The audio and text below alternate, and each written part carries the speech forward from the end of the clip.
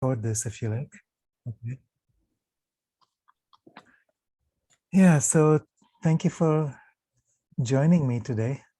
And thank you, Meenakshi, for hosting us and making this happen. So it's it's a delight for me to share this frequency.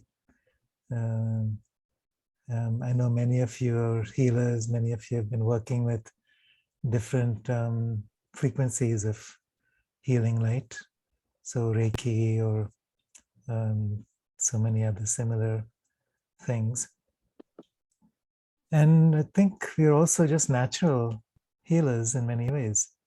And much of this has to do with the relationship between the physical body and what we call the subtle bodies. So maybe I'll just quickly go into describing what these subtle bodies are about. So when we refer to ourselves as human, it's not just the physical body, that's the appearance. That's what we experience with the physical senses. But the physical senses are like, one tiny slice of reality. It's like, you're observing with your physical eyes, there's a spectrum of light between red and violet. But there's another whole range below red and above violet, which other animals, birds, hummingbirds, butterflies, flies, they can access those worlds. Cats can, gaze into the corner of the ceiling for hours. They're looking beyond our physical sense visions. So we have access to that, to many other dimensions, many other realms through the subtle bodies.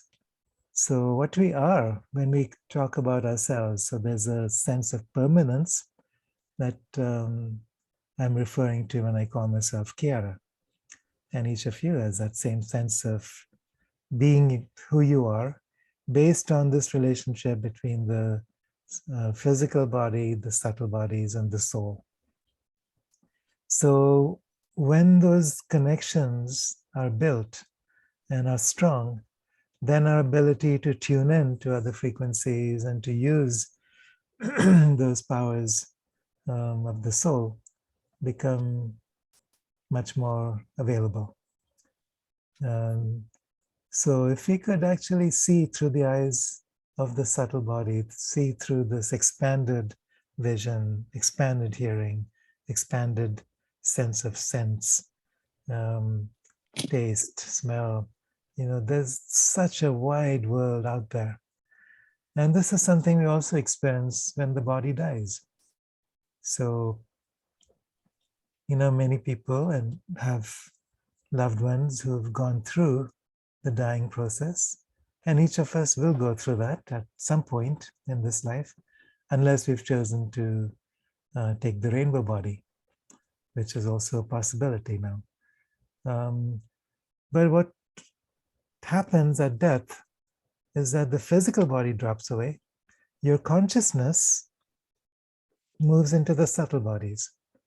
So the moment the physical body dies, the heart stops.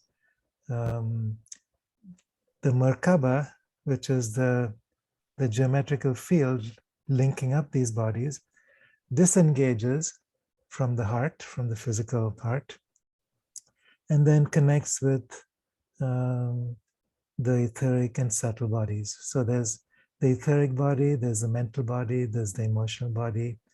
They're all referred to as the subtle bodies, and they're linked with the soul. The soul is linked with the self, the Atman, the eternal consciousness. And what's happening now is we're going through a period which is extraordinary. It's just such a unique point in history where divinity, the aspect of us that's beyond dimensions, beyond time, beyond space, is stepping into time and space creation.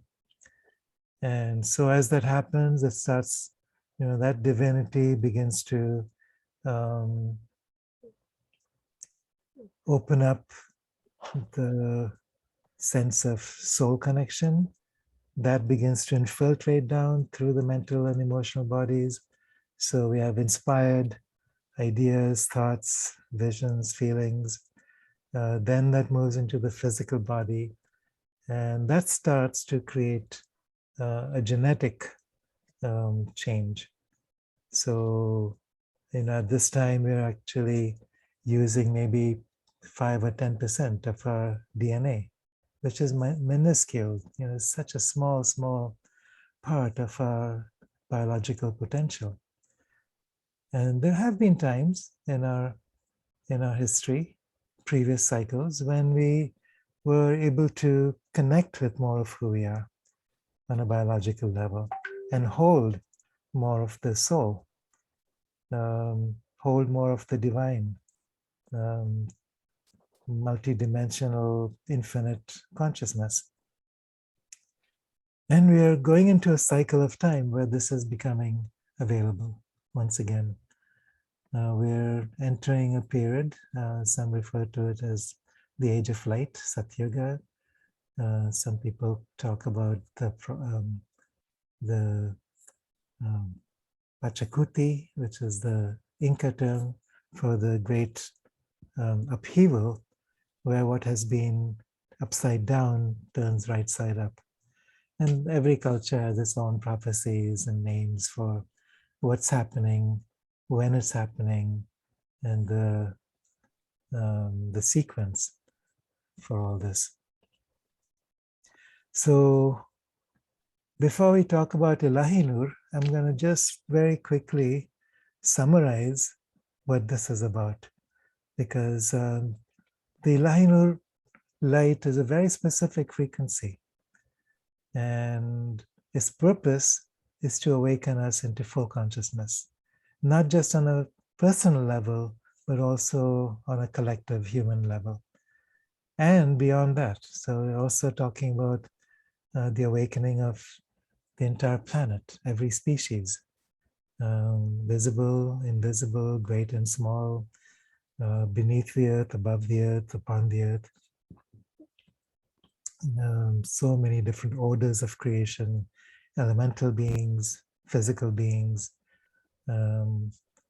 So this is a time when we all get to experience this higher frequency of light, which has a very specific purpose. And the purpose is to assist Gaia, which is the living consciousness of the earth. So the earth is much more than a physical body, just as we are much more than a physical body.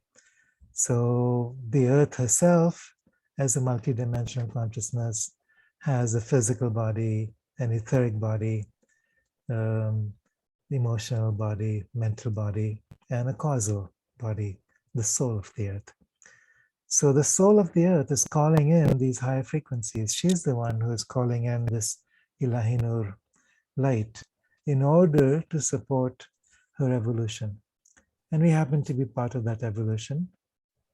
We've all chosen to be here from across infinite galaxies, because this is a time that we've all known was very special. We've chosen to be here no matter what. The outer world isn't functioning that well right now.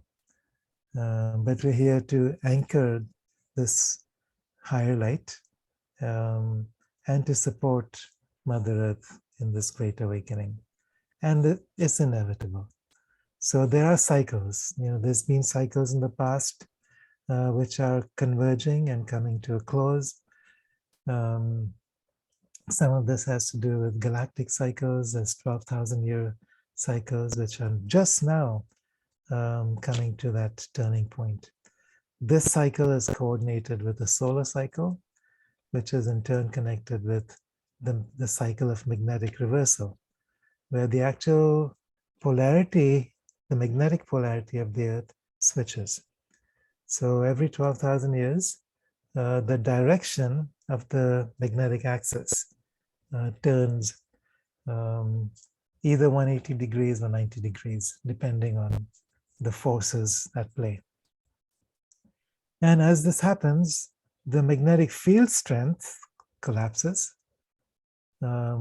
So already in the last 200 years, the magnetic field strength has fallen by at least 30%, and it's continuing to weaken exponentially. So it could be that in the next year or two, the magnetic field of the Earth goes through a very, very sharp decline. And why is this important? It's because, when I mentioned the 5 bodies, the physical body, the etheric body, which is the chakra system, the meridian system, the nadis, the connection between this dimension and higher dimensions, between this world and elemental worlds. That's the etheric body. And then beyond that, you have the mental and emotional body of the earth. So there's an intelligence within the earth who is now awakening to who she is, just like we are awakening to who we are. So, planets are entities, suns are entities, galaxies are entities. Everything in the universe is alive and conscious. Everything has a function and a purpose. And we are all holographically linked with each other through these subtle bodies. So what's happening now on the earth, as the magnetic polarity of the earth goes through a change and the magnetic field strength weakens, the different bodies are starting to disconnect from each other. So the physical body, the etheric body, the mental, emotional, causal bodies. There's 2 things. One is the disconnection, and the other is a reconnection from a new orientation with the soul. So it's like what's happening now is, as the magnetic field weakens, many cultures talk about the 3 days of darkness. There's literally a very short time, 2 or 3 days, where the last phase of this magnetic reversal takes place, where the 5 bodies disengage from each other. And at that point, memories are gone, our personal identity is gone. There's no sense of who I am as a human self with my set of memories that I've brought into this life. But what remains is the soul, because the soul is not just limited to one planet. So even though our connection with the planetary field is broken, the connection with the soul remains. And then when the magnetic field reverses itself, so it weakens, collapses, and then reverses. At that point, the soul can drop in more fully, much more fully. So it begins to re-engage with the 5 bodies, the causal body, the mental, emotional, etheric, and physical. And we begin to actually incarnate in a whole new way. How many of you feel like you're here, but you're not really here? Mm-hmm. You're here, you're functioning, you're existing, you're going by, your daily lives, you're doing your biological functions, but it's like there's something missing. You don't really feel like you're alive. You're not really fulfilling your soul purpose, your life's purpose, the sense of excitement and beauty and joy and purpose isn't fully present. And so what happens when the soul can incarnate is we begin to awaken to who we are. And once that happens, it's not just a sense that you experience in the mind. It moves through the mind, it moves through the heart, it moves through the body, and then it begins to awaken the biological functions in the body. So you're talking about the sensory functions, the 5 senses, the ability to expand each of those senses, to see into realms that we haven't been able to before, to listen in new ways, to access Akashic memories, to remember more and more of our soul memories, so lifetimes in the past, lifetimes in the future, other dimensions. and all the way into the DNA of our physical bodies. So, as you know, DNA for most of us only functions at like 5 or 10%. And I'm curious how many of you have seen that movie, Lucy. Have you? How many of you? Just raise your hands if you have. So it's basically a story. I mean, it's a Hollywood movie similar to The Matrix. But it's the basic theme is what happens when this young woman begins to awaken to more and more of her DNA potential. What happens when more and more of her brain functions begin to become activated. Remember, the mind and the brain are different. The brain is the hardware which can be realigned with the soul and with higher levels of mind. And there's many different levels of the mind beyond the rational or linear mind. And so we begin to touch those levels of the mind, which are all connected with the soul, which are all connected with the self, the divine self, that breathes and moves through all things. So then what's going on is that infinite consciousness becomes fully available to work through the human nervous system, to bring those memories, to bring those potentials, those gifts and abilities into our daily functioning. And this is huge. You know, we as humans have just begun to experience what it means to be human. You know, what you're experiencing today is just a very subhuman experience. You know, it's basically you're born, you live, you die, and you go through a few events in between. And maybe you experience a certain amount of love, you experience a certain amount of creativity and insight and joy and accomplishments. And then you leave the physical body and move on, and then the journey continues in other dimensions, other planes, and then you come back in another body to go through the same old thing. But what happens in between? We lose so much of the continuity of existence. So we forget. Then we have to remember all over again. Remember who we are. Go through, 15 years of education just to be able to think again, or whatever education means for most people.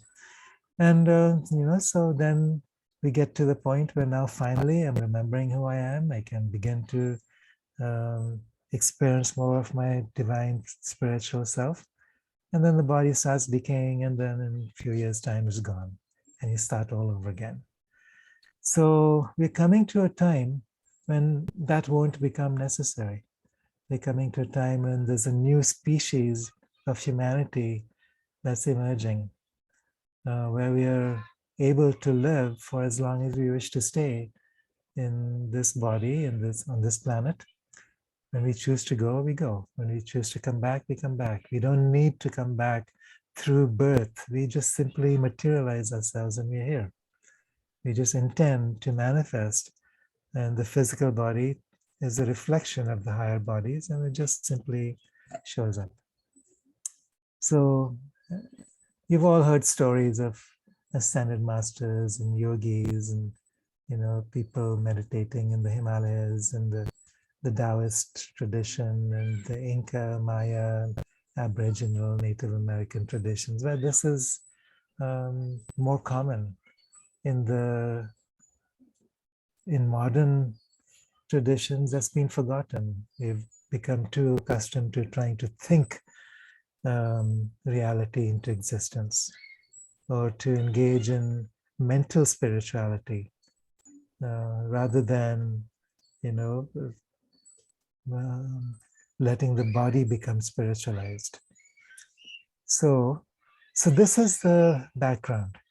So this is the turning point that we've come to as souls entering into incarnation.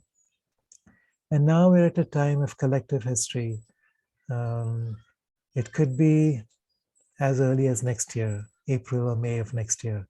There's certain things going on in the magnetic field of the earth which will trigger massive awakenings. There's other things happening by the year 2025, by the year 2030, by the year 2048. There's different events that are sequenced together. And all of this means that these are the mechanisms for the creation of a new race. And that is who we are. We are the progenitors of a new species. We are midwives. We're in between. We have one foot in the old world and one foot in the new world. One foot in the new species, one foot in the old species. And we're making a choice. It does require strong intention. It does require a degree of surrender, where you're not trying to accomplish all this through the aegis of the personal self, but a surrender to the great self, to the great mother, to the infinite universe. And then that great ocean can come through, begin to work through us, dissolve into us, and then create something from that level. So Illahinoor is this great ocean. It's this galactic light. It's this highest frequency of evolution that is now being introduced to this planet. It started happening recently. It's being stepped up every year. But it can only happen through us. We are the bridge. Our nervous system is the bridge between the earth and the heavens, between the physical dimension and the spiritual dimensions. And so when we're talking about the new earth, the new human, the new evolution, it's not just something that's passively going to happen. Yes, there's going to be events that happen, like the magnetic reversal, like the galactic superwave, like the solar micronova, perhaps something called the crustal plate displacement. These are all events that could be quite cataclysmic. In the past, they have been. They've been horrendously destructive, like the sinking of Atlantis is one example. This time, when these events take place, it doesn't have to be that way. It can actually, if we are able to move into a higher dimension collectively, a fourth, fifth, sixth dimensional reality, and I'll describe what those dimensions mean, then instead of being sunk underneath that wave can then carry us. It's like getting on a surfboard and just moving up as far as we can,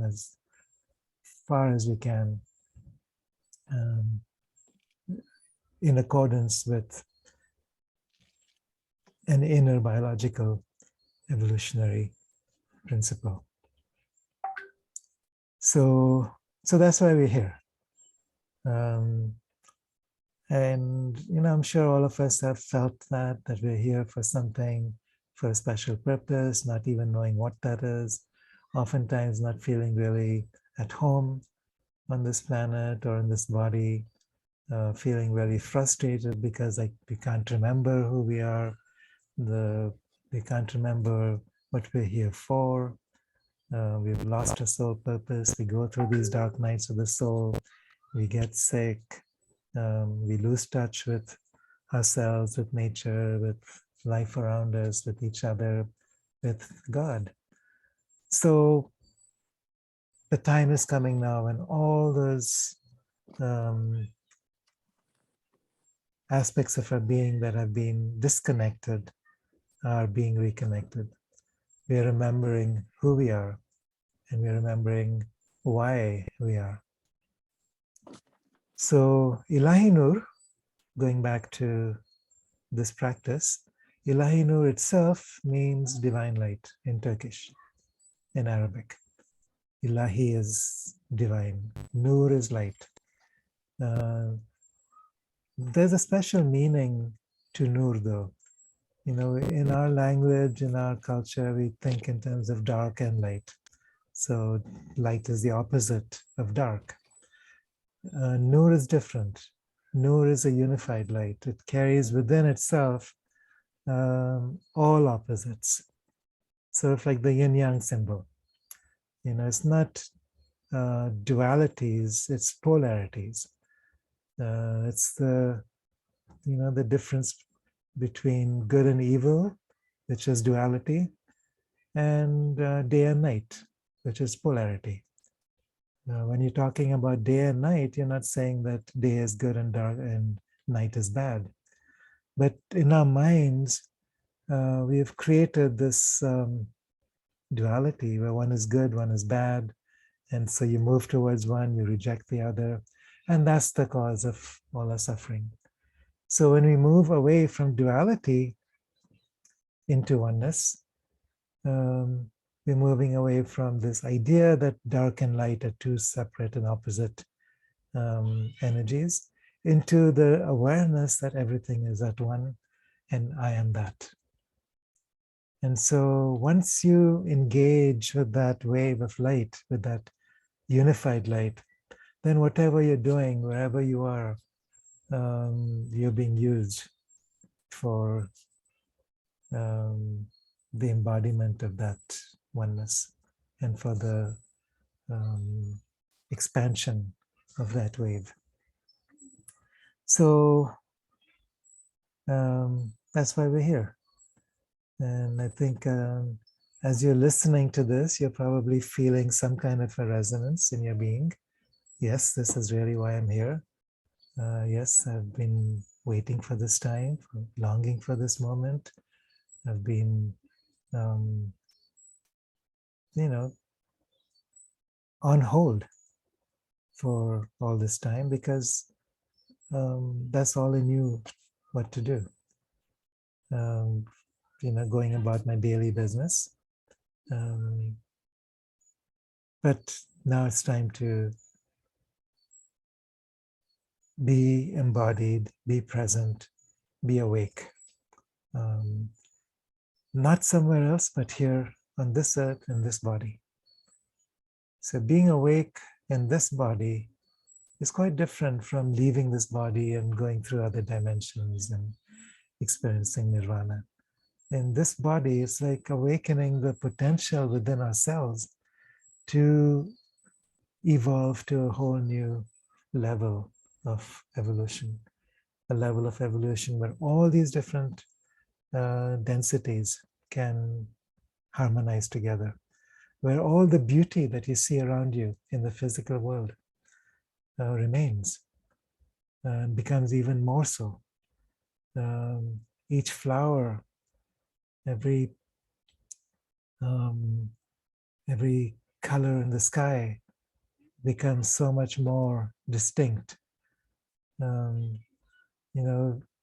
Because our vision, our senses have become much more receptive. Our mind has become much more receptive. Our heart has become much more open.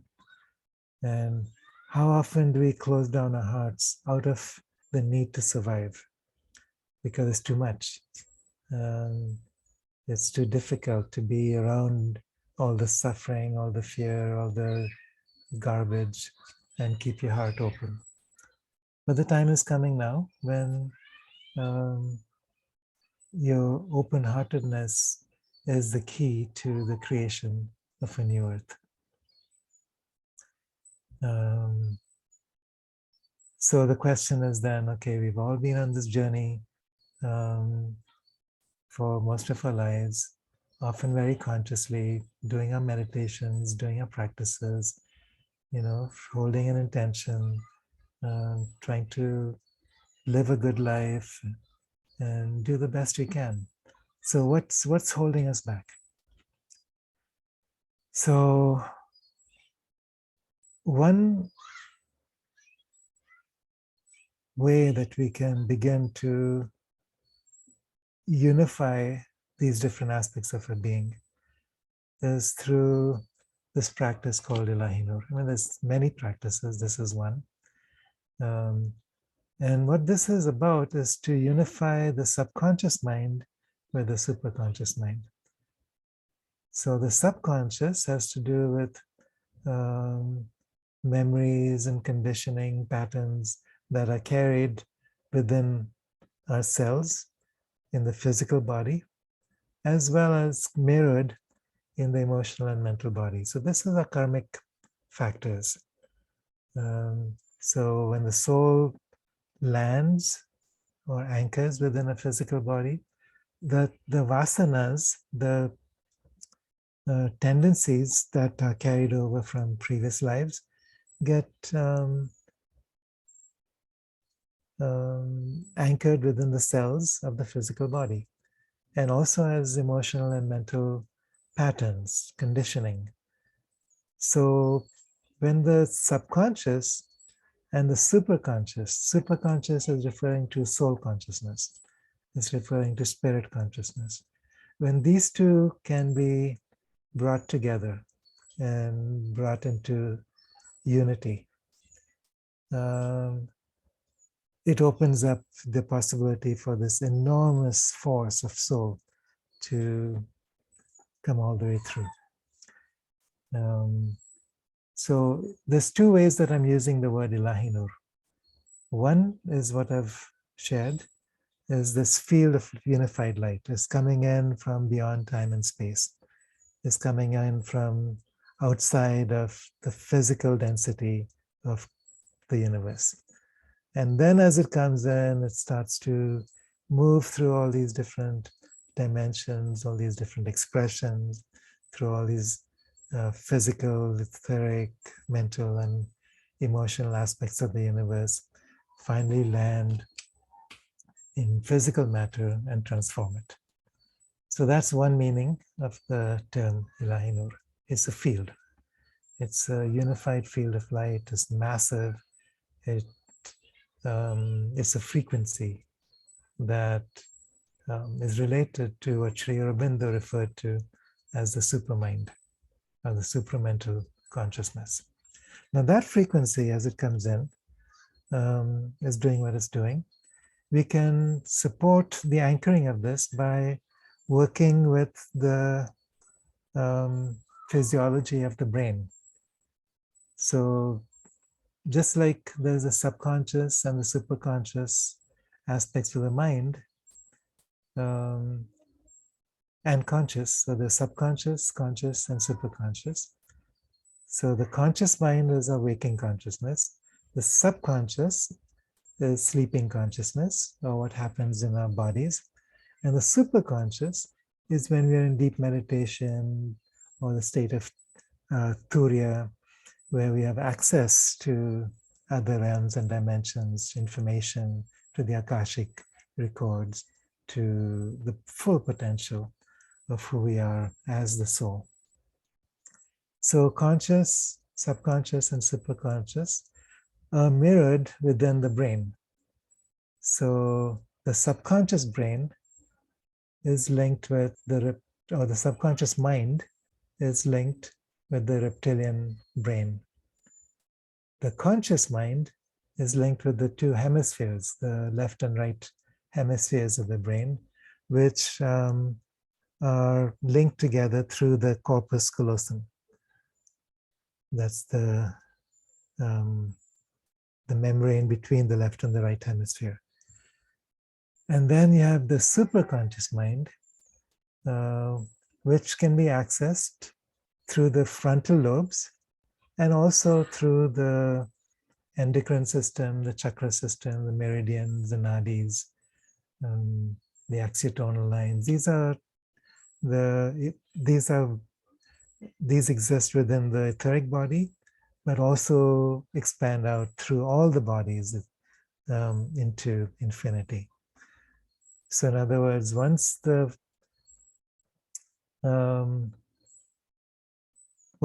all these bodies are opened up, you're boundaries are not limited to the physical form. Your sense of who you are is not limited to this, this piece of human functioning that calls itself Kiara. At that point, you feel yourself becoming one with the planet. You feel yourself becoming one with the entire solar system, with the galaxy, with the universe, as far out as you want to go. Or you feel yourself entering into the opposite direction. You can expand out or you can contract in. You can go into one tiny little cell and experience an entire universe there. So the idea of inside and outside begins to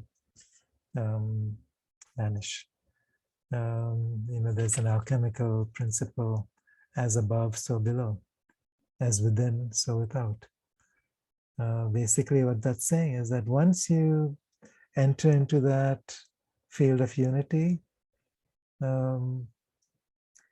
those boundaries are simply a matter of convenience. You can experience your human self, or you can experience your galactic self, or you can move out from any dimension into infinity of consciousness and come back in. If you decide you want to go explore Venus, you simply project your consciousness there and you materialize a body to hold that consciousness. If you want to travel to Hawaii, you simply do the same thing. You just think, your intention, you're there, and then you materialize your physical body, your molecules and your cells to, anchor around the physical or anchor around that intention. So there's masters that have accomplished this in every tradition. The pyramids in Egypt, especially the Great Pyramid, was used for that purpose. There's Tibetan masters who've taken the rainbow body.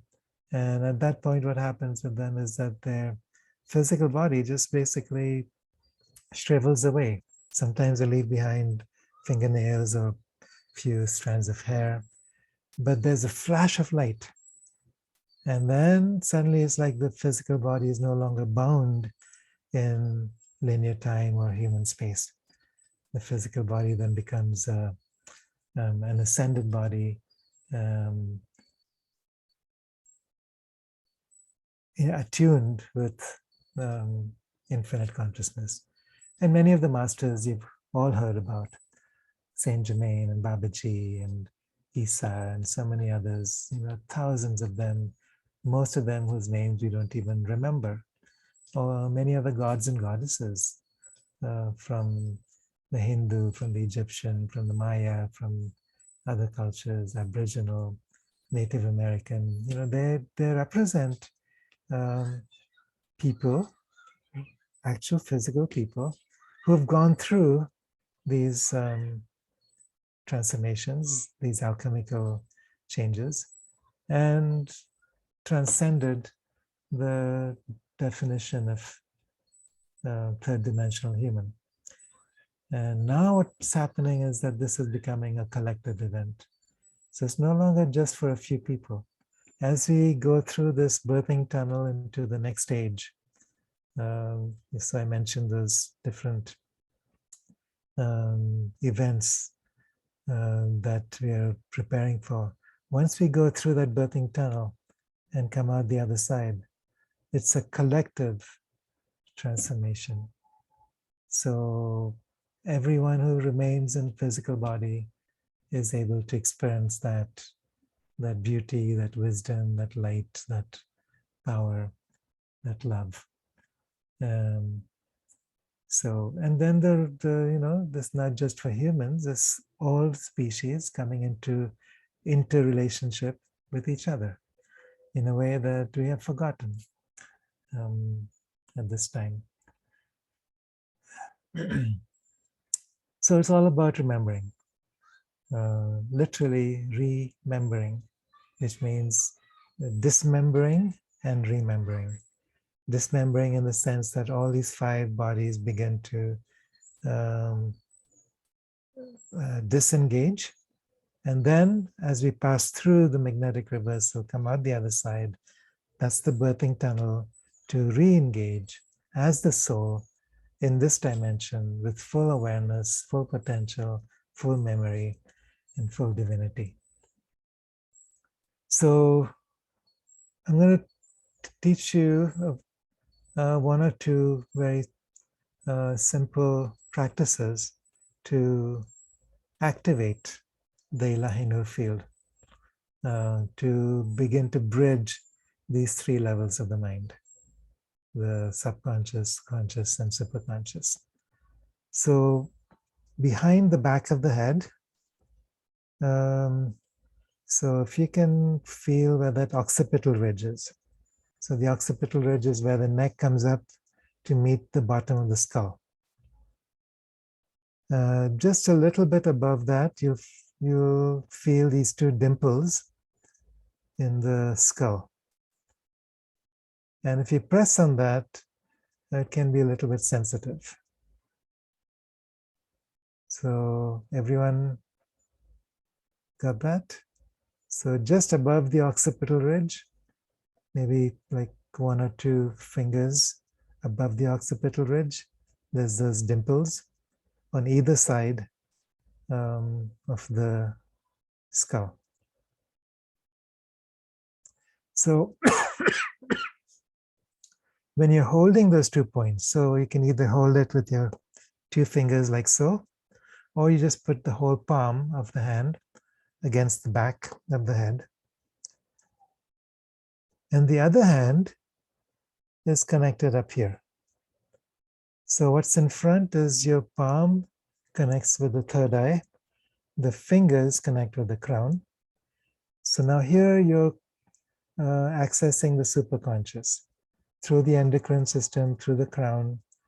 And then here you're accessing the limbic system at the back, which is connected with the subconscious. So subconscious, superconscious, the limbic system, which is also connected with the reptilian brain and the new brain. So when you make that link and you're inviting this Illahinoor field, what starts to happen is that this very subtle current of electricity starts to move between these two centers. You're aware of it. You know, that's what the left-right brain hemispheres are about. You're experiencing it through the senses, especially touch, the sensation.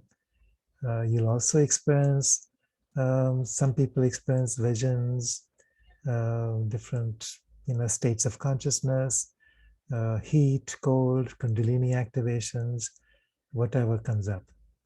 So very simply, you're making that connection and you're inviting the Illahinoor field. You can do this on yourself and you can also do it with each other. When you're doing this online, it's a little bit harder to do it with another person, except there's a couple of you, Tanisha and your friend, who can do it, practice. Is that your mom? Okay. Yeah. But you can do it on yourself as well. So I'll guide you through this. If you've done the Inca practices, there's a way to open up doorways to the upper worlds and to the lower worlds. And then as you open up that doorway, you can invite that supramental force or that Illahinoor field to enter through all the 5 bodies. If you haven't done that, no problem. You just intend. You're just inviting that Illahinoor field, the supramental force, that unified light, call it anything you wish. And that's the first step. So you're creating a link between the superconscious and the conscious.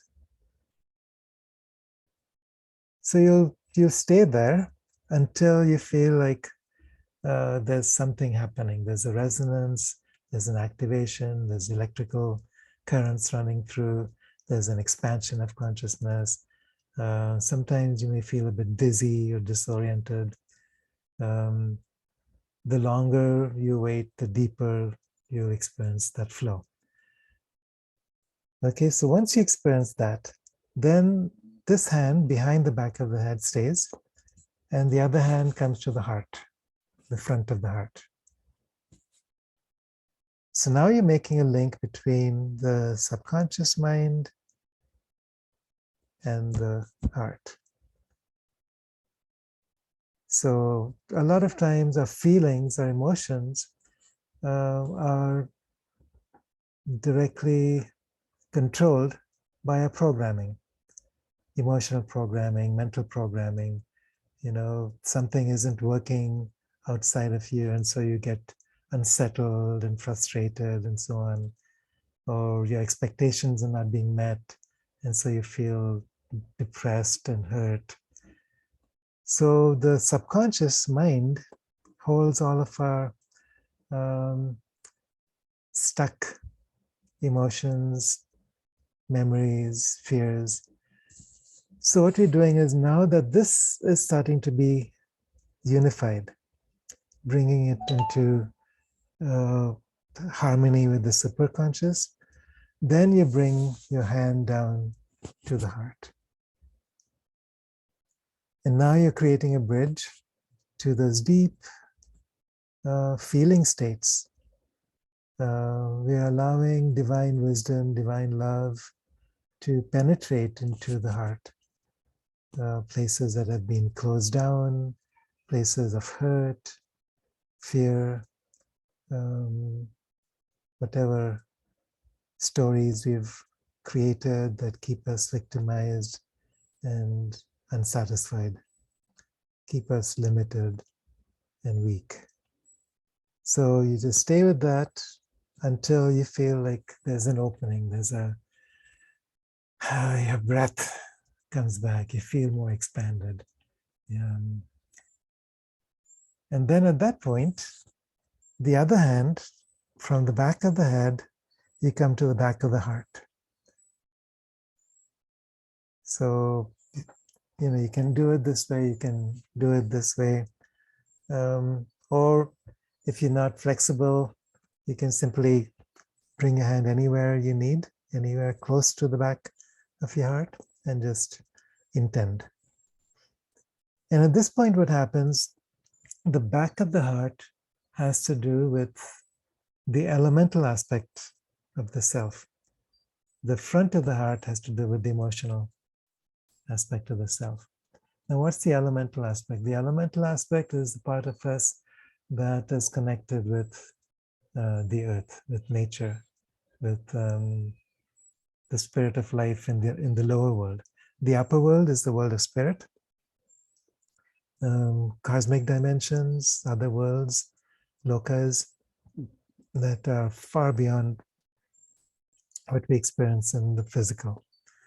The lower world is physical, but far more intense than we're able to experience with the subtle senses or with the physical senses.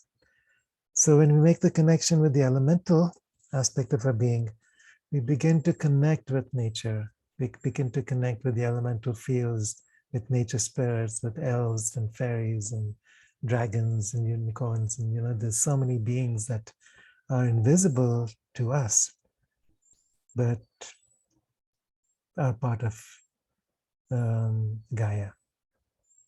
They are also part of her awakening. They're also part of holding the balance between the worlds. So invite the light. So we're just inviting the Illahinoor field. You feel that coming in through the crown. You make that bridge. So let's do this together. So we'll stay with each of these positions for a while. So starting with this one, just inviting Great Spirit, the great ocean of light, higher self, divine spirit, whatever name we use, Shiva, Great Mother, God, Allah. And you're starting to feel this energy as a vibration, very high frequency of light. So we're inviting the Illahinoor field, the supramental light, the galactic superwave. It's an electrical force, very strong. It's like standing under this waterfall of light. It enters through this window over the top of your head, starts to enter.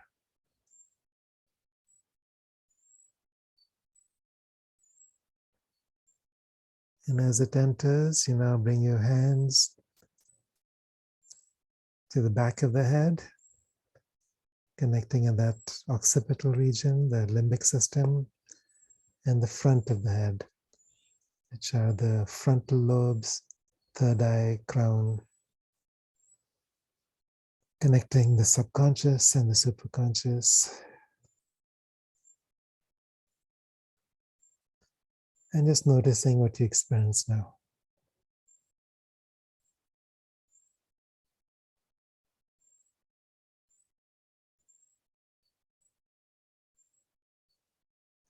You can do this with each other. So that's an option also if you're physically with each other. But you'll feel it strongly either way. Start feeling that vibrational presence. The connection being built is like a new pathway within the nervous system, connecting the front and back.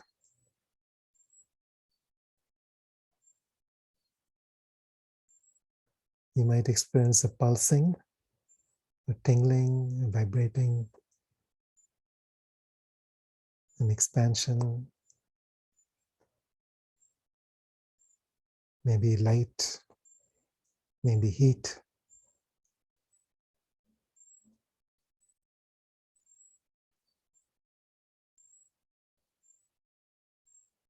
Maybe dizziness. And different sensations may show up at different times. So right now you're doing this while you're sitting up. You can also do this, before you're sleeping at night, when you wake up in the morning, when you're still in that laying down position.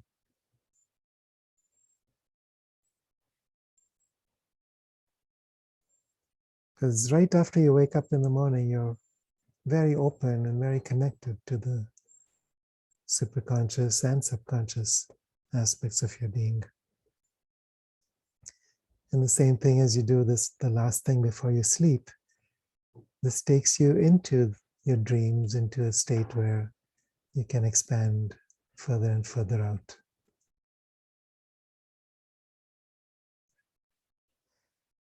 Okay, so now bring your hand to your heart.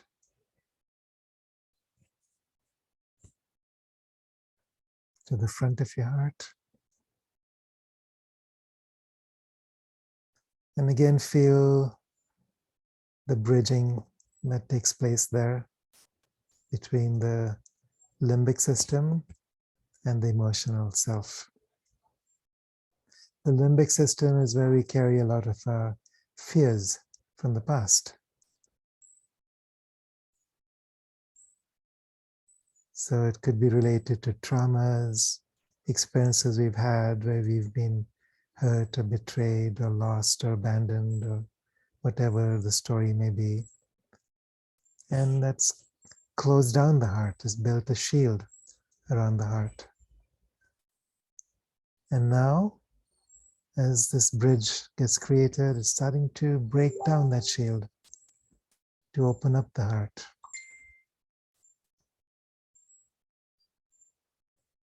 So just breathe into that.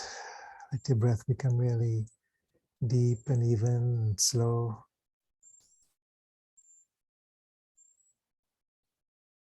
And you find that as the energies continue to flow, your thoughts begin to slow down. You enter into a state of stillness,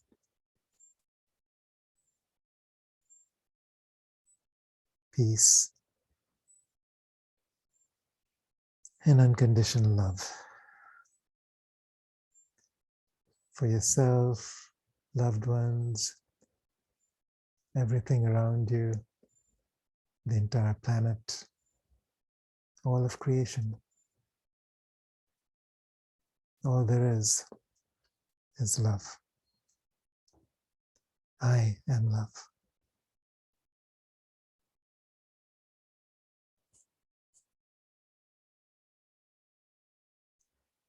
And then the other hand comes to the back of the heart.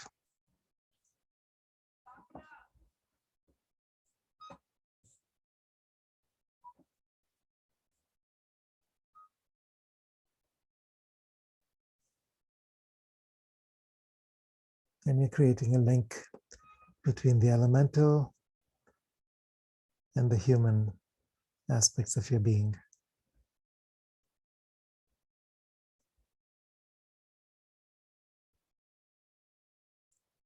In the Hawaiian tradition, they talk about the low self, middle self, and high self. The elemental is the low self, the human is the middle self, the angelic is the high self. Subconscious, conscious, superconscious.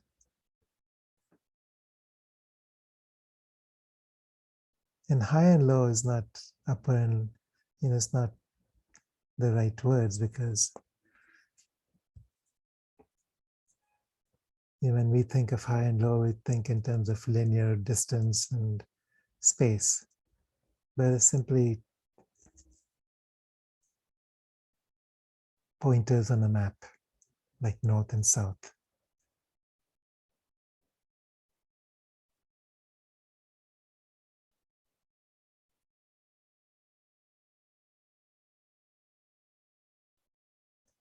Invite that Illahinoor frequency deeper and deeper now into the body.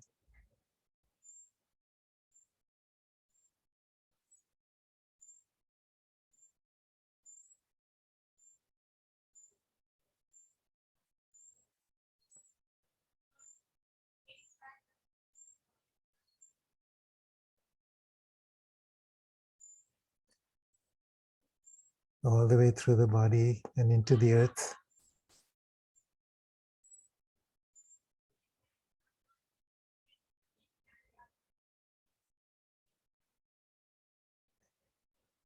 Deep into the belly of the earth.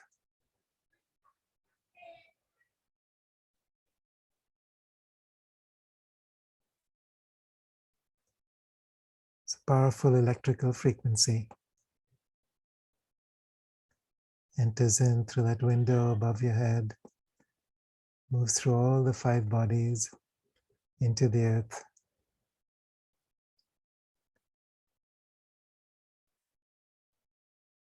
And then there's a response from the earth. And this is magnetic. This is a magnetic frequency moving upwards from the center of the earth, up through the 5 bodies, every cell.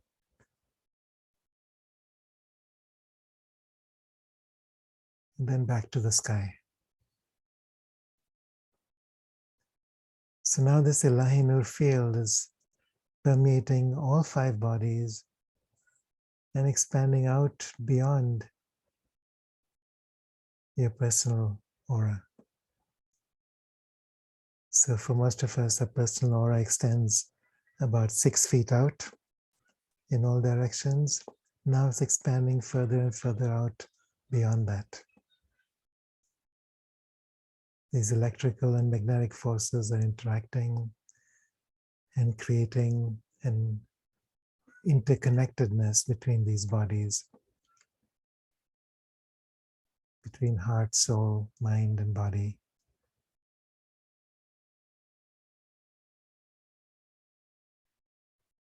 Superconscious, conscious, subconscious aspects of the mind. Notice what's going on in your body now, the different sensations you're experiencing. Notice what your breath wants to do.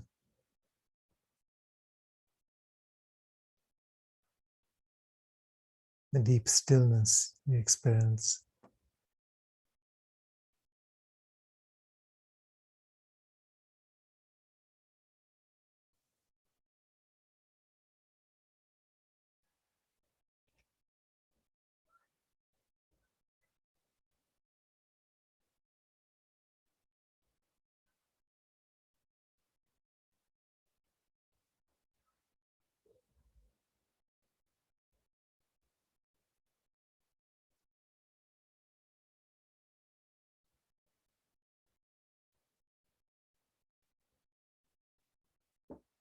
For now, we're just covering these areas, front and back of the brain, front and back of the heart, working with the crown chakra, and just generally allowing the energy to move down and back up. If you're with a partner or if you're by yourself and have more time, you can also incorporate all the joints, all the chakras, all the organs.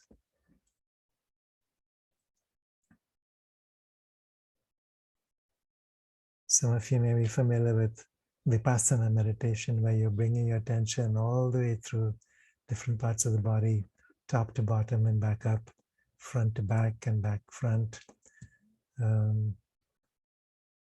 Fast sometimes, slow sometimes, until every single cell in the body feels alive.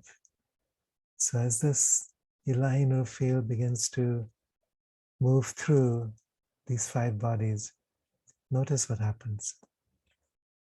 When you're doing this by yourself, if you're laying down on your bed or sitting up in meditation, just let yourself stay in this field. Just invite that field in and remain in it. If you want to combine this with another meditation that you do, great. And what starts to happen is that this field of presence that you begin to experience starts to ripple out, moves out across the space you're in, the people that you encounter, your family, your community, your country, your planet, and out beyond. You become part of the living body of the earth. You become part of the whole universe, one with all creation.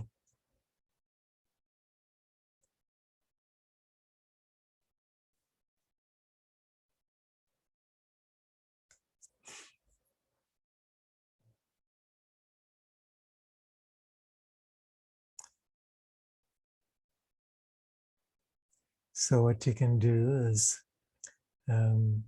either we can share one-on-one in breakout groups what your experience was like, or we can just, just do it on screen. There's not so many people, so maybe in some way it's easier to just take turns as you wish and share. Either share verbally or say something in the chat. How this experience was for you, what it brings up, any insights, any challenges.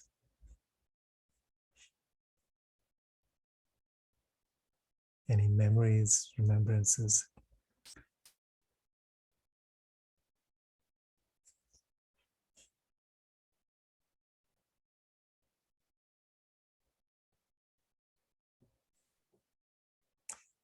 Yeah, so let's do it together.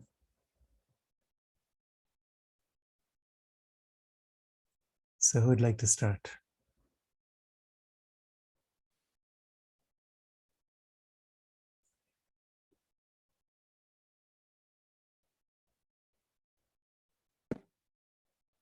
I'll start. Yeah, White Feather. Well, I wasn't here for the whole thing. I had to leave for a little bit, but it reconnected me. I've been sort of frazzled lately, just things shifting so quickly and life. And it really helped to connect myself again to, the body joining in alignment, I guess, and aligning me again to feeling like I can make it through the day. I can make it through the night, and I don't know for anybody else, but for me, I sometimes forget to give myself time to just be and reconnect my body and everything. So that was wonderful. Thank you so much. Yeah, wonderful. Yeah, big difference between human beings and human doings. Mm-hmm. Yes.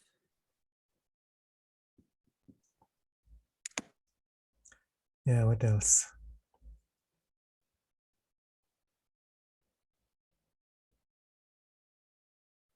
Yeah, Panchami says, felt wonderful, didn't want to stop doing Illahinoor, also felt a lot sleepy. Yeah. You know what, the sleepiness is also a way of releasing. So old thought patterns, miasms, physical toxins, as the energy comes through and the combination of electrical and magnetic frequencies move through the body, there's a natural sense of unraveling of old stories and old patterns and old fears and even physical toxins. So the sleepiness can be a part of that. Sometimes it can be other symptoms also, dizziness. Some people experience a sense of almost collapsing because you're not quite sure who you are. The mind stops. The body feels really heavy. It's hard to move. All kinds of Kundalini experiences. So it's all normal. So if that happens, when it happens, just surrender to it. One thing that does help is drink lots of water, because it's an electrical system and these energies work with the nervous system of the body. So if you're getting a headache especially, it may be because you're not drinking enough.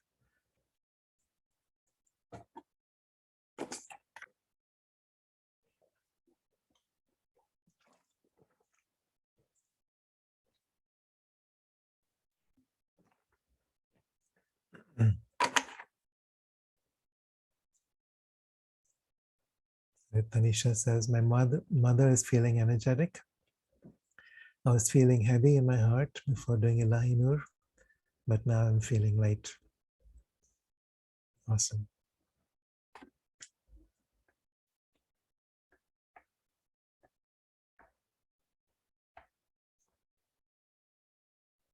And this, there's such a difference between doing and allowing.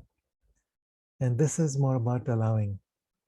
So when you're opening to the Illahinoor field, there's no forcing to it. It's simply just surrendering. All right, I'm ready. And you just receive. It's like standing under a waterfall. And you're just receiving that powerful field of light. And then the longer you stay with it, the more it works with you, deeper it goes.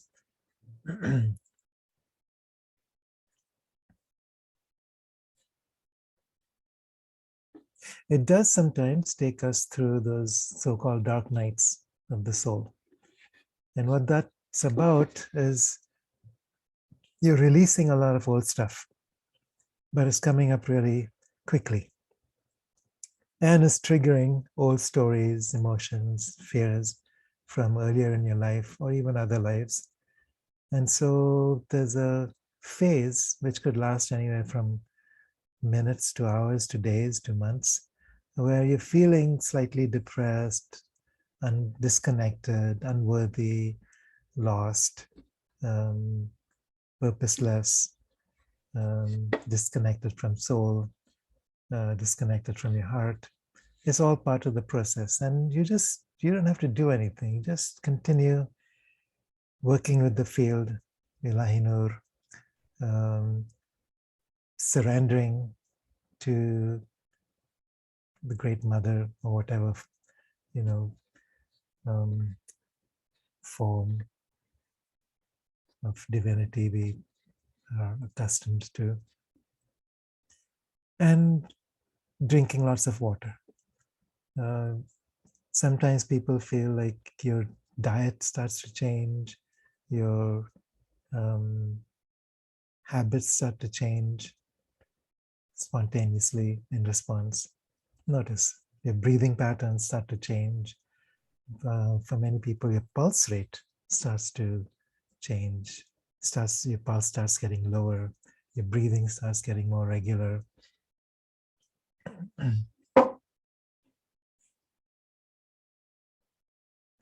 Yeah, anything else?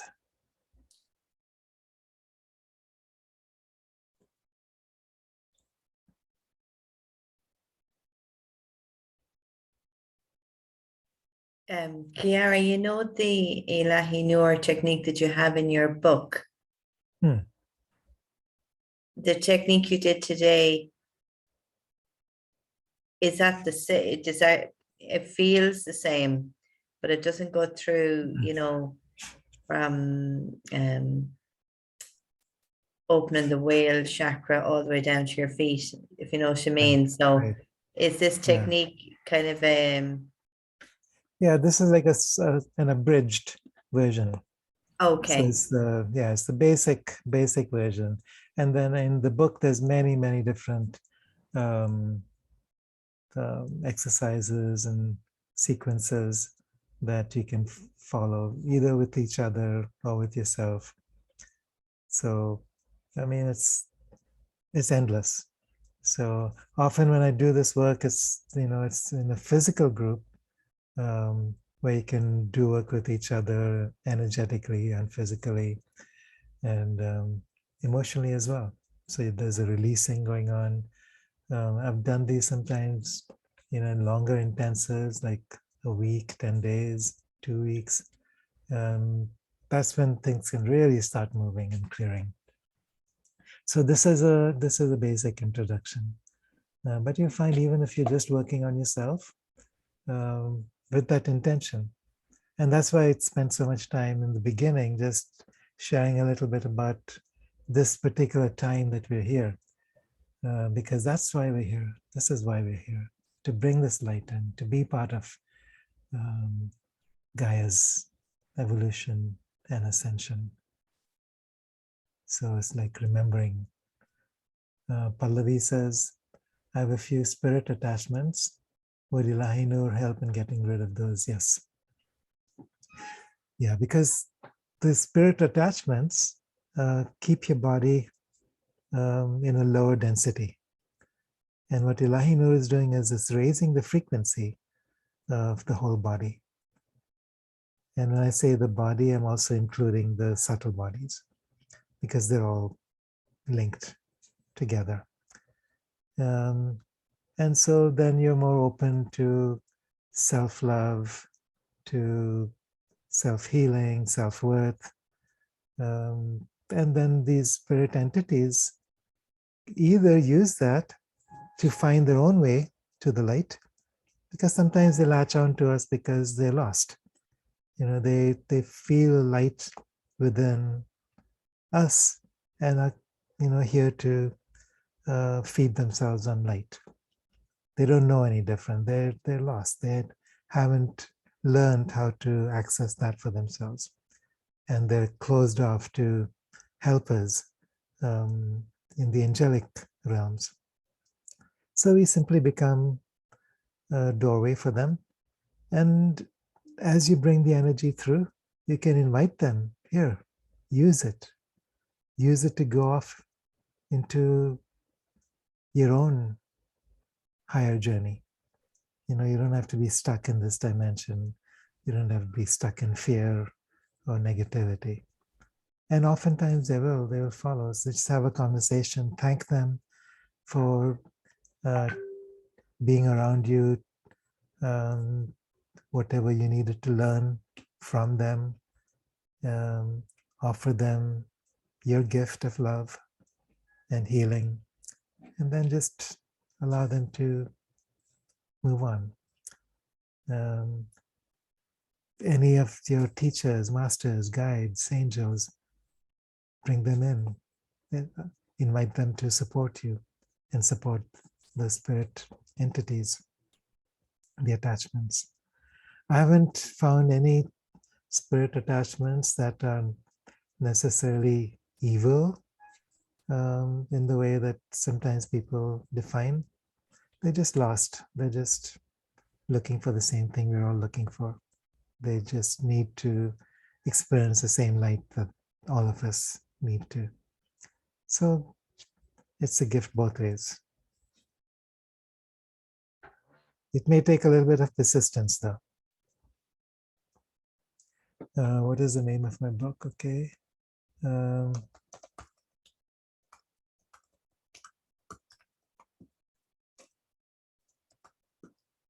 So the one that specifically deals with Illahinoor is Illahinoor Awakening the Divine Human.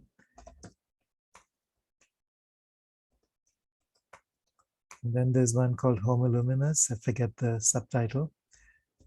And this has to do with Illahinoor and some Inca teachings and practices from the South American Andean tradition. So this is also an experiential guide.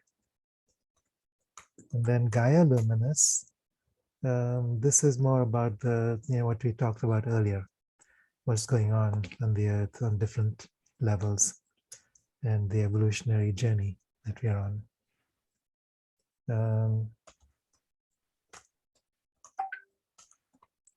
This next one, Isa, son of the sun, it's the story of Jesus, or Isa, as he was known in India, during the time that he lived here, which was actually most of his life. So this is from a number of sources that are now being discovered. Well, actually, they've been around, but we haven't allowed them to be revealed yet. And then there's a few other books, but these are the ones that I would recommend. So if you go to my website, kiarawindrider.net, there's a section called books, and you can just find all of them there. Most of them can be ordered from Amazon. There's also Indian editions for 3 of them, the last. So Illahinoor, Gaia Luminous, and Homo Luminous. So for those of you in India. Isa hasn't been published yet.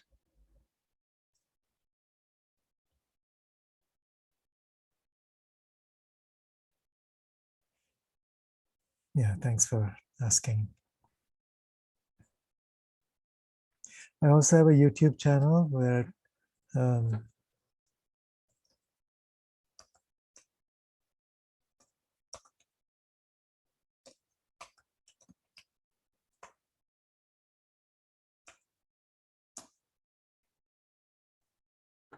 sorry, I mean, YT is just for YouTube, but Kiara Windrider is the channel.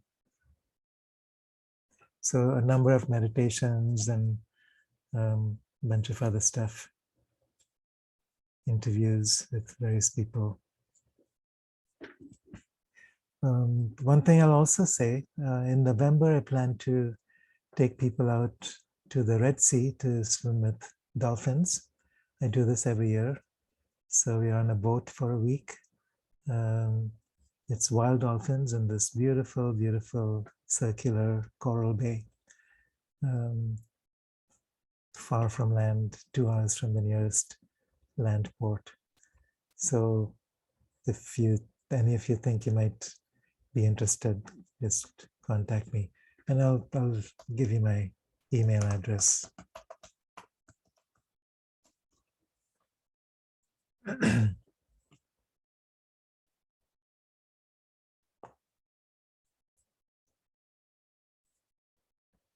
Why particularly the Red Sea, Kiara?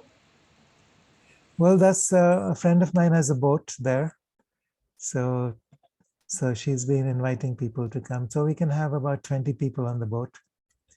So there's 2 or 3 places in the world which are homes for these spinner dolphins, and this is one of them. So there's about 300-400 spinner dolphins that live there in that bay. During the nights, they go out and look for food, and then they come back and rest and play during the days.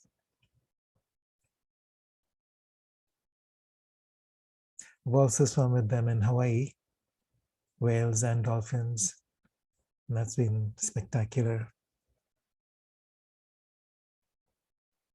I was reading what you had shared about your experience with the whale, and just reading it, I felt I had the same experience. It was just, even now when I just think of it, it was amazing. Yeah. Well, whales were my first teachers for this Illahinoor I felt that. thing. So it's like when the first time I swam with the whales, I was floating on the top and she was beneath, and she just opened up this whole center behind the back of the head, where I felt like, there was a whole new chakra that was emerging behind. So not the place that we worked with earlier today, but actually behind the back of the head, which includes this one, but also goes out further. And at that point, I felt like, I just became one with the entire planet. I realized this is how their consciousness works. They just live in this unified field. And the physiology is designed to be able to embody that. And what they were saying is that, now it's time for us humans to also energize, activate that chakra and make this our own experience. And then other things happened. I was in Turkey. I'd been living there for a few years. And so some pieces came together while I was there. And much of this has to do with specific energy frequencies. So in Turkey, this had to do with the Sufi tradition, with Mevlana or Rumi, as he's known there. So Mevlana is, as you know, he's this amazing, beautiful poet and mystic, Sufi. And so that's part of the anchoring force also behind this work, along with the Egyptian connections and the Tibetan and Indian. I feel like this is just now beyond any single tradition. It's just this field of unified light that we're ready for. And the whales are so good with holding that frequency. Because it's also with the sounds, and some of those sounds are even beyond our hearing. That's the feeling I get. Right. I'm wondering if, Kiara, I don't know if we're ready to close, but before we do, it would be nice if everyone came on video and maybe we could go through the ones that you showed today, the movements, because I feel that when we do it together, then it spreads the healing to anyone who will be watching this later, because some people were not able to join, but they would like the recording. So will you guide us through those, and so that we do them together? Yeah, let's do that.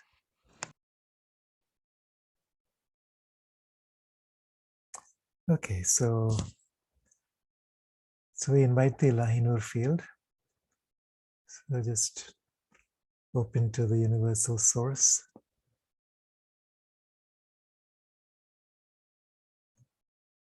So feel this very high frequency, unified light. Very subtle electrical force that starts to come in. So all you're doing is inviting that field and it comes through. It's like opening the door, or imagine that you're sleeping in a dark room, you open the curtains and the light shines in. There's no effort, it's just allowing, inviting. So feeling that Illahinoor field entering, comes in through the top of your head, through the entire brain and nervous system.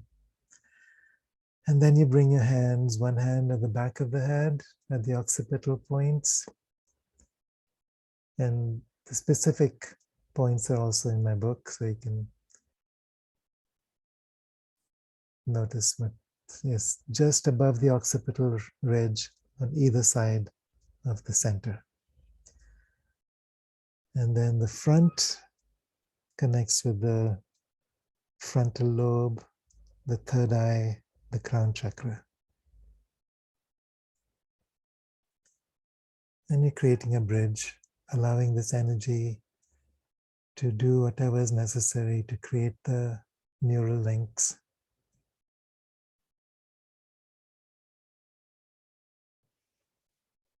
Notice what's happening with your breath. Notice the sensations you're experiencing in the brain and through the rest of the body. Or bodies, I should say, because we're also including the subtle bodies. And now bringing the hand from the front of the brain to the front of the heart, creating a bridge between the emotional center and the subconscious mind.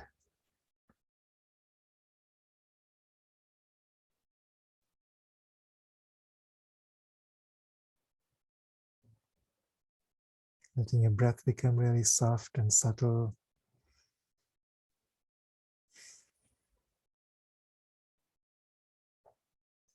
Feel that vibration permeating the heart and the chest area. The other hand now coming to the back of the heart. And if it's hard for you to actually do that physically, just intend. You can bring your other hand and hold it over the front of your heart. And your intention is just to move all the way towards the back. So the back represents the elemental aspect of your being, which is connected with the low self or the lower world, your connection with the natural worlds.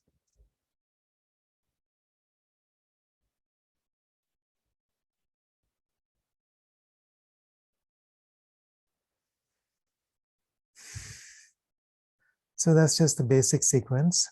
There's a lot more we can do.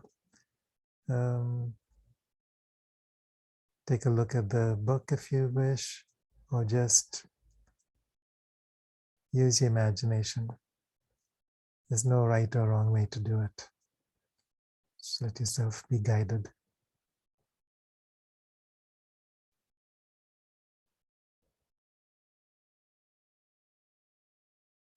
So it's a nice thing to do just before you sleep, even if it's just 5-10 minutes, or when you wake up in the morning, as you start to come out of your dreams, wake up really slowly, See if you can remember your dreams at that point. So as you're making this connection, all kinds of subconscious material starts to come to the surface and joins with the subconscious or superconscious memories and who you are.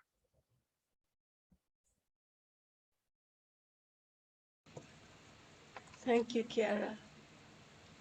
This was a very Yeah, beautiful thank session. you. Thank you, Meenakshi. Thank you, all of you, for joining. So, I mean, this is something you can teach people around you. You know, it's so simple. And it's like Reiki. It's not something that originates from you. It's something that comes through you. So all of us have the same potentials. All of us have the capacity to receive this as far as we wish, as deep as we wish.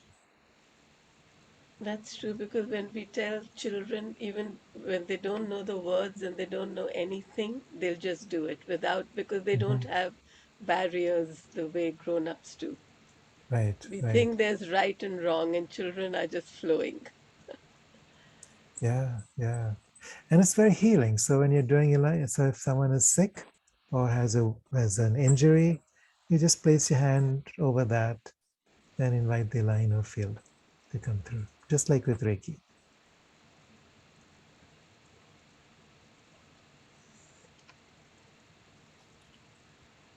Thank you, Kiara. Yeah, thank you. I Thank you feel all. very, very light and wonderful after doing this session. Great. I'm glad. Yeah, and if any of you want to join if those of you are in Bangalore, I'd mentioned this in the beginning of our session. So I'll be doing a 3-day event, June 4th, 5th, and 6th. Just outside of Bangalore, there's a friend of mine, Yamini, who has I think 10 acres, 100 acres or something, but it's a beautiful place where we can have about 20-25 people gather for that weekend and do whatever we want to do, shamanic work, Illahinoor, breath work. So come if you can. Earlier, for those of you who came a bit late, in the chat, there's her phone number is there, Yamini. Yeah, we'll have to post it again because they may not be able to see it. I'll do it. Okay, all right.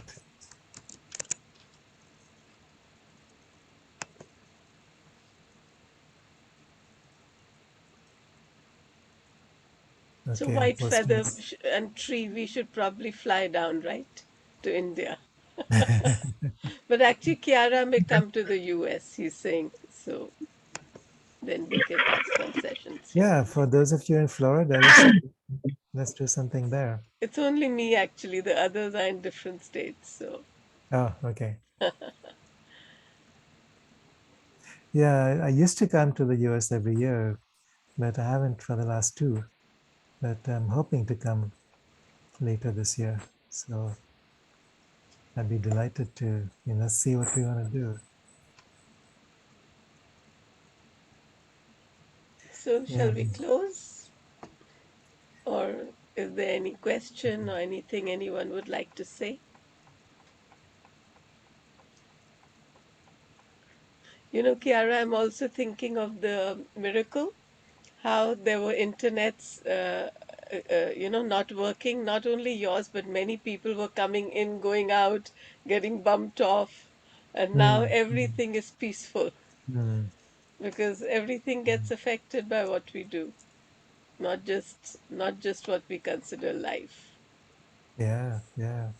And the new frequencies that are coming in, the cosmic electricity, as P.P. Donoff talks about, it's a whole different vibration. And it may be that our current internet systems just can't handle it. Yeah. So we may go through some, huge dysfunctionality with all of our systems, personal human systems and electrical systems, transport systems, everything. Yeah, I think one of the most important things that you said today is about allowing, because we don't really have to. We feel everything's difficult, but it's actually easy and simple, but that's why we can't accept it, because we're all overeducated.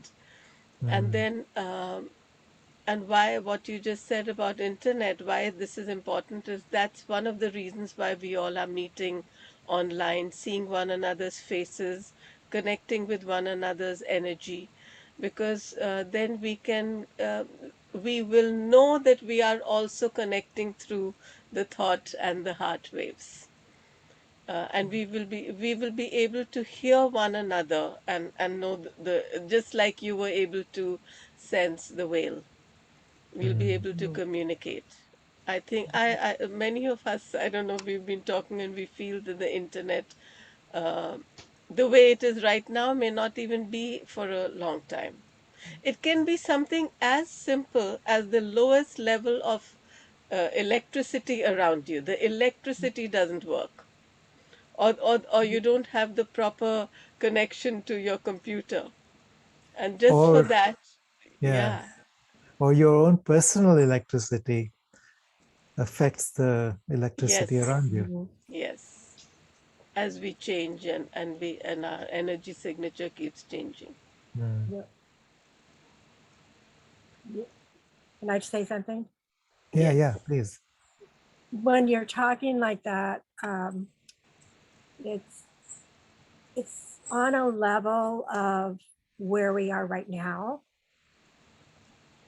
so people can understand what we're saying. But when you say that, my mind goes to when someone needs you, you'll be there. Yeah. That's what I'm thinking. Mm. When someone needs you or whatever, you'll be there in whatever Yeah. capacity. I can't tell you what that is, but I think Mm. even in our physical form, maybe, or it just, that's how it feels like we're just progressing to this Yeah, absolutely. magnificent state. Yeah, yeah. Well, I know when we think of someone with healing intent, we're there. We're there in consciousness. Sometimes they'll experience it in a dream. Sometimes they'll experience it Mhm. as a touch or a presence. Um, Sometimes, I mean, once we develop that capacity fully, like you said, we can just um, dematerialize and rematerialize where we need to be. Mhm. Our bodies are not, our bodies are not as um, stuck in this dimension as our minds are. Mhm. So if our minds are open, our bodies are also fluid. Yeah. And the shamans do that now. They, Yeah. in fact, one of my friend's mother, when she was young, sat in the lodge with him so she could verify that his body was in the lodge, and yet his spirit was off somewhere else with someone helping them. And Mm, they mm, acknowledged that he was also there. And so, you know, we don't hear too much about that, but and that's like you're saying, that's how they do it. That's how it's yeah, done. yeah, right. There's a question, Pallavi. Should we not wear metal earrings or bangles, leather belts while doing Illahinoor, just like in Reiki? There's no requirement. It's just make yourself comfortable. So if a leather belt is constricting you so you can't breathe so easily, take it off. But it's not like, that's going to interfere, because the frequency of Illahinoor is much, much higher than any of these.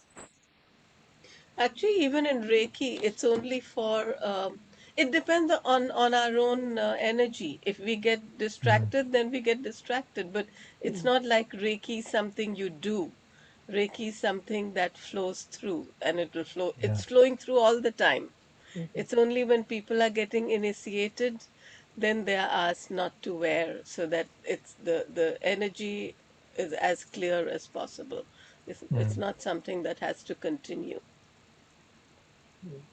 we make these rules because we feel there must be rules, but there's no Yeah. rule.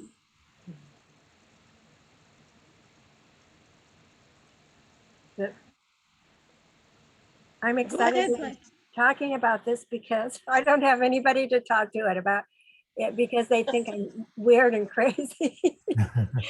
And because it's like when I like what I see is that when someone needs something, that the people who can help will go to that person and help them, and just like that, you know, they'll do that. And Exactly. so, Yeah. but when I tell other people that, they just look at me oddly. But that's how I feel that we're moving toward. Yeah, and when we talk about angels, it's the same thing. You know, it doesn't have to be these, you know, ethereal figures with wings. We're all there for each other in different dimensions. And you know, sorry, go ahead. No, I just had a couple of questions. I know in acupuncture once I had crossed my legs and then he was checking my pulses and the energy like wasn't there and then he uncrossed them. So I think there is something with energy and I don't know, positions and things. I'm not sure. And when I remember I'll say the second thing I forgot again. Yeah, well, that's true though. I mean, there's a whole science to in the Indian tradition. They talk about mudras. So you know, there's hand mudras, there's crossing points, there's energy flows. The you know, polarity therapy refers to diagonal energy flows. There's an Illahinoor treatment that works with these diagonal flows. So yeah, these are also part of the human energy system. So if you're really wanting to explore this deeper, you can work with some of these mudras and crossings. The tree of life. I mean, that's another whole theme, which many shamanic practices, traditions work with. The tree of life is within, is the spine. How do we awaken or activate the tree of life? I don't know. I just wanted to say something about what white feather you had mentioned, that people look at you strangely. My experience is that it doesn't matter how people react because they'll react from the you know the whatever self they have told themselves they are. But in our hearts and in the that inner wisdom is there in everyone, the inner knowing, and so you have slightly pinged it, you know, by if you've said it to them, something in there inside them has been nourished. That's what I feel. Yeah, Yeah, it gives it sends us the seed is planted. So when they get to that point, they can come to you if they need you or whatever. They know that you're, you know, what you do. Thank you. So before we close, I wonder if we could do one thing together. My mom has been very sick and she's, you know, in this last phase of her life. And Illahinoor is also beautiful in terms of creating a passage, you know, birth passage or death passage. It's really the same, just one dimension to another. So maybe you could just take a minute all together if you wish, and we can just, you know, like connect with that Illahinoor field and then just send it out to her. So let's do that. And if you want to include other loved ones that you wish to also bring into this, do so.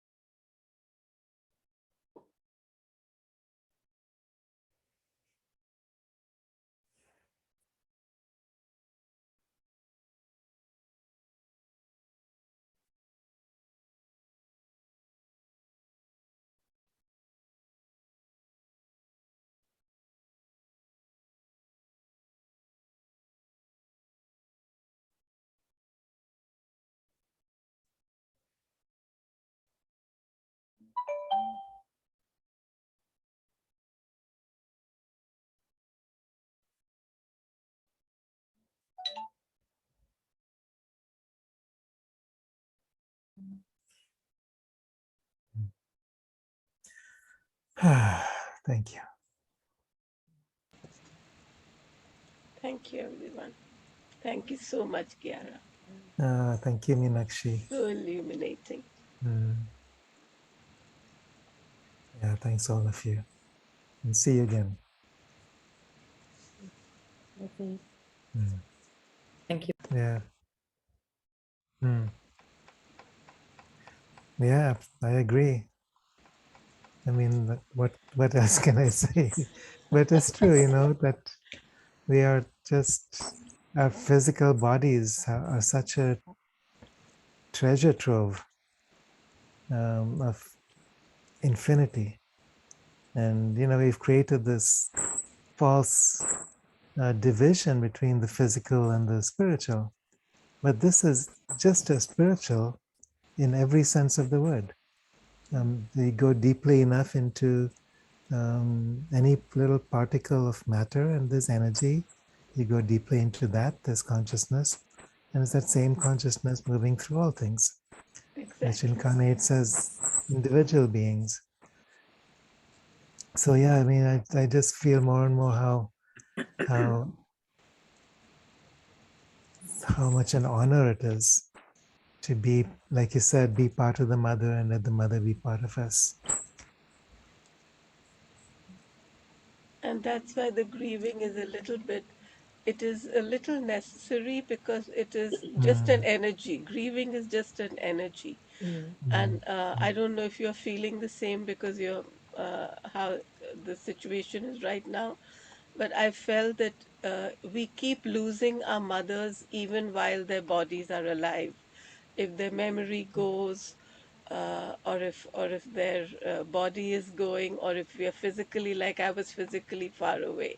So the actual moment of death is not the real leaving.